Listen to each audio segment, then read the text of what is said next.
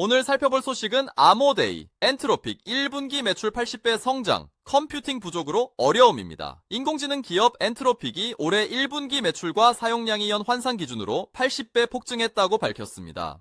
이는 당초 10배 성장을 예상했던 것보다 훨씬 높은 수치로 엔트로픽의 다리오 아모데이 CEO는 이러한 폭발적인 성장세로 인해 컴퓨팅 자원 부족 문제가 심화되고 있다고 설명했습니다. 실제로 최근 수개월 동안 반복적으로 발생한 서비스 지연과 성능 저하의 주된 원인이 바로 컴퓨팅 부족 때문이었다고 덧붙였습니다. 이러한 문제를 해결하기 위해 엔트로픽은 스페이스X와 신규 컴퓨팅 계약을 체결했습니다. 이 계약으로 엔트로픽은 스페이스X의 콜로서스 1 데이터 센터 전체 연산 용량을 사용하게 되며 300메가와트가 넘는 대규모 AI 컴퓨팅 자원을 확보하게 됩니다. 이는 엔트로픽이 급증하는 사용자 수요를 감당하기 위해 구글, 아마존 등과도 대규모 컴퓨팅 용량 확보 계약을 맺었던 것처럼 자원 확보에 총력을 기울이고 있음을 보여줍니다. 엔트로픽은 소프트웨어 엔지니어들이 새로운 기술을 가장 빠르게 받아들이고 있으며 이는 AI가 앞으로 경제 전반을 어떻게 바꿀지를 보여주는 전조라고 평가했습니다. 또한 기업 중심 전략에서 벗어나 일반 소비자 시장으로도 빠르게 확장하고 있습니다. 공동 창립자 마이크 크리거는 건강, 여행, 요리 등 개인용 질의응답 품질 개선에 집중하고 있으며 앱 실행 후 질문까지 걸리는 시간을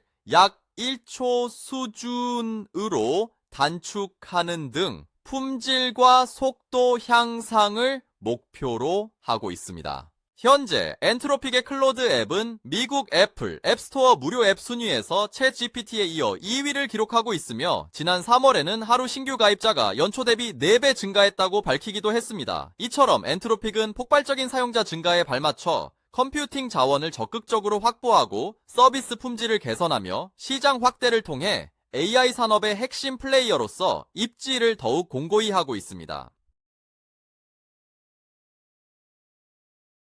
다음 소식은 기존 AI 허브 데이터, 업사이클링 통해 추론형 학습 데이터로 새롭게 혁신입니다. 과학기술정보통신부와 한국지능정보사회진흥원이 지난달 30일부터 AI 학습용 데이터 업사이클링 사업 공고를 시작했습니다.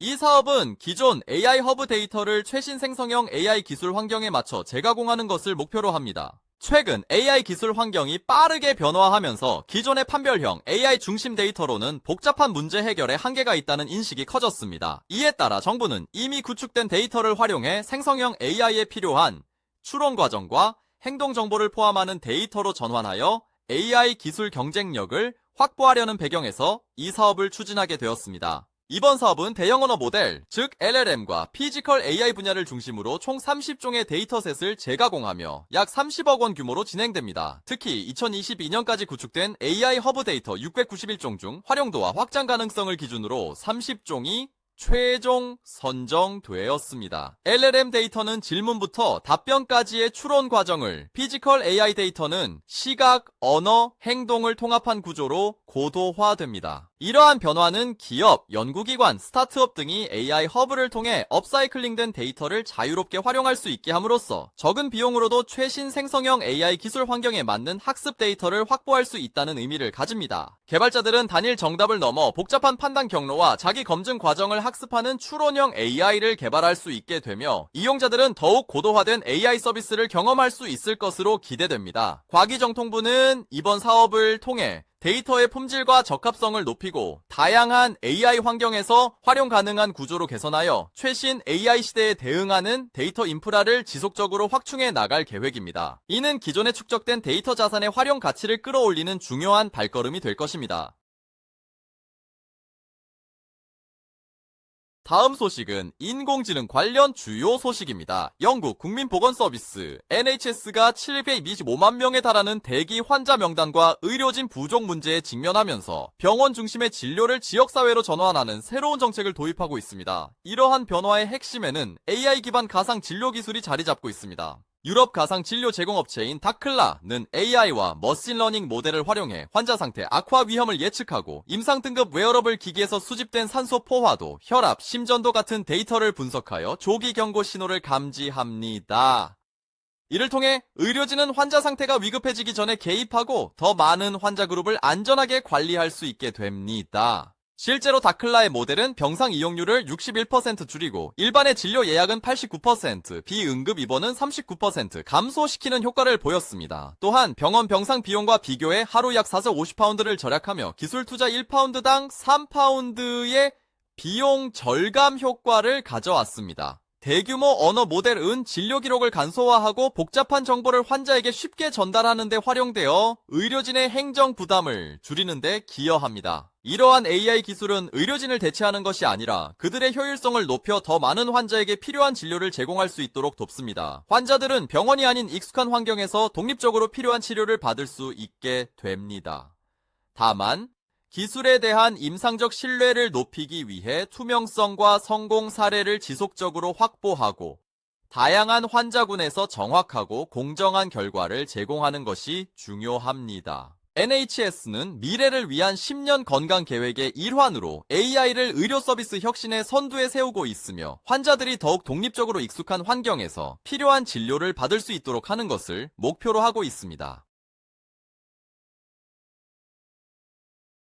다음 소식은 인공지능 관련 주요 소식입니다. 스웨덴 스타트업 PC, 스톡홀름에서 주목받는 새로운 AI 기업으로 떠올랐습니다. 유럽 스쿠터 기업 보이 공동 창업자들이 설립한 이 회사는 최근 A16세가 주도한 천재밌게 쌓인 부스닥, 익기 버벌은 워만도담, 니뽀사 오도펌버, 세키 고초 이통 보이고 이르스 소스데디 이다 출 이톤 반덴 주의를 지혜를 유치했습니다. 빗은 기업용 AI 시장을 목표로 하며 고객사의 비즈니스 운영 방식을 학습해 맞춤형 소프트웨어를 개발하고 프로세스를 자동화하는 데 주력합니다. 빗의 CEO인 아담 자퍼는 AI가 기업용으로 충분히 성숙하여 단순한 챗봇을 넘어 실제 업무를 수행하는 에이전트 모델로 발전했다고 판단하여 사업 기회를 포착했습니다. 빗은 단순히 AI 에이전트 구축이나 코드 생성 제품을 제공하는 경쟁사와 달리 서비스형 AI 제품팀을 표방합니다. 핵심 제품으로는 기업 직원들이 AI 생성 소프트웨어의 프로세스를 안내하는 빗 스튜디오와 기업 요구사항을 충족하는 소프트웨어를 제공하는 빗 클라우드가 있습니다. 지난 1월 중순부터 통신, 헬스케어, 물류 등 다양한 분야의 파일럿 고객사와 함께 내부 프로세스 자동화에 집중하며 계획을 시험했습니다. 빗은 고객 대면이나 대화형 AI가 아닌 순수하게 백오피스, 서비스, 지원 기능을 자동화하여 직원들이 핵심 업무에 집중할 시간을 확보하도록 돕는 것을 목표로 합니다. 현재 상업적 확장을 준비 중이며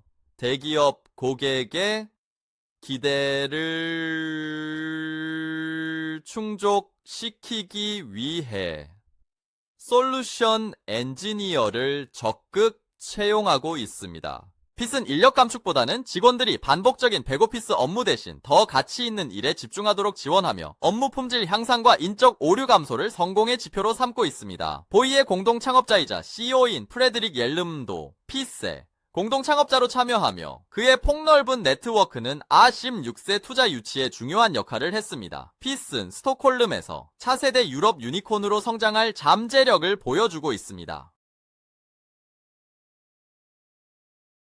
다음 소식은 보편적 시청권 강화법 국회 과방위 통과, 방통진흥원 설립 가시화입니다. 국회 과학기술정보방송통신위회 온호회는 최근 국민적 관심이 큰 체육경기와 주요 행사의 보편적 시청권 보장을 강화하는 방송법 개정안을 의결했습니다. 이 개정안은 올림픽이나 월드컵 같은 행사를 KBS, MBC 등 전국 단위 지상파 방송사가 자사 OTT를 포함해 실시간 중계하도록 의무화하는 내용을 담고 있습니다. 이번 법안 논의는 JTBC가 2026년부터 2030년까지 월드컵 중계권을 독점 확보한 뒤 지상파 3사와 재판매 협상에서 마찰을 빚은 것이 계기가 되었습니다. 특정 사업자의 중계권 독점과 고가 재판매 문제, 그리고 지상파 직접 수신 가구와 디지털 취약계층의 시청권 제한 우려가 법 개정의 배경으로 작용했습니다. 개정안에 따라 중계방송권자는 계약 체결 후 30일 이내에 계약기간, 금액, 중계 범위 등을 방송미디어통신위원회에 제출해야 합니다. 이 법은 공포 후 6개월이 지난 날부터 시행되며 그 이후 개최되는 국민 관심 행사부터 적용됩니다. 한편 시청자 미디어재단과 한국방송광고진흥공사를 울통폐합하여 방송미디어통신위원회 산하의 900여 명 규모의 방송미디어통신진흥원을 설립하는 방송통신발전기본법 개정안도 함께 의결되었습니다. 이는 흩어져 있던 방송 미디어 통신 분야의 역할을 일원화하여 정책 효율성을 높이고 신사업 추진 동력을 확보하려는 취지입니다. 이러한 변화는 시청자들에게 올림픽, 월드컵 등 주요 행사를 더 쉽고 편리하게 시청할 기회를 제공하며 지상파 방송사에는 중계 비용 부담과 함께 공적 책무 이행의 의미를 갖습니다. 중계권을 독점하는 사업자에게는 고가 재판매에 대한 제약이 생길 수 있습니다. 다만 일부에서는 지상파 방송사에 대한 과도한 중계 비용 부담과 진흥원 설립에 따른 비대 조직 우려도 제기되고 있습니다. 이번 법안 통과로 국민적 관심 행사의 시청권 보장이 강화되고 방송 미디어 통신 분야의 정책 효율성을 높이기 위한 기반이 마련될 것으로 보입니다. 다음 소식은 사이버 보안 관련 주요 소식입니다. 교육기술기업 인스트럭처의 학습 관리 플랫폼 캔버스의 일부 학교 로그인 페이지가 해커에 의해 변조되는 사건이 발생했습니다. 사이버 범죄 그룹 샤이니 헌터스는 자신들이 로그인 페이지를 변경했으며 5월 12일까지 합의가 이루어지지 않으면 훔친 데이터를 공개하겠다고 경고했습니다. 이번 사건은 인스트럭처가 최근 학생들의 이름, 개인 이메일 주소, 교사와 학생 간 메시지 등 민감한 정보가 유출되었다고 밝힌 데이터 침해 사고 이후 또 다시 발생한 것입니다. 샤이니 헌터스는 이전 해킹의 배후를 자처하며 훔친 데이터를 공개하겠다고 협박해왔으며 이번 로그인 페이지 변조는 인스트럭처와 그 고객들에게 압력을 가하려는 시도로 풀이됩니다. 해커들은 HTML 파일을 주입하여 로그인 화면을 변조했으며 현재 인스트럭처 웹사이트는 부분적으로 접속이 어렵거나 너무 많은 요청 오류를 반환하고 있습니다. 캔버스 포털에는 예정된 유지보수 중이라는 공지가 올라와 있습니다. 샤이니 헌터스는 첫 번째 침해를 통해 전세계 약 9,000개 학교에서 2억 3,100만 명의 정보가 담긴 데이터를 훔쳤다고 주장하고 있습니다. 이러한 상황은 인스트럭처에게는 기업 신뢰도와 서비스 안정성에 대한 심각한 도전이며 캔버스 플랫폼을 사용하는 학교와 학생들에게는 민감한 정보 유출 위험과 학습 시스템 이용의 불편을 야기합니다. 교육 분야의 데이터 보안 중요성을 다시 한번 강조하는 사례로 관련 기업과 보안 담당자들에게 경각심을 주고 있습니다. 인스트럭처는 연이은 해킹 시도로 인해 서비스 안정성과 사용자 데이터 보호에 대한 중대한 과제를 안게 되었습니다. 해커 그룹의 압박이 계속되는 가운데 이번 사태가 어떻게 전개될지 주목됩니다.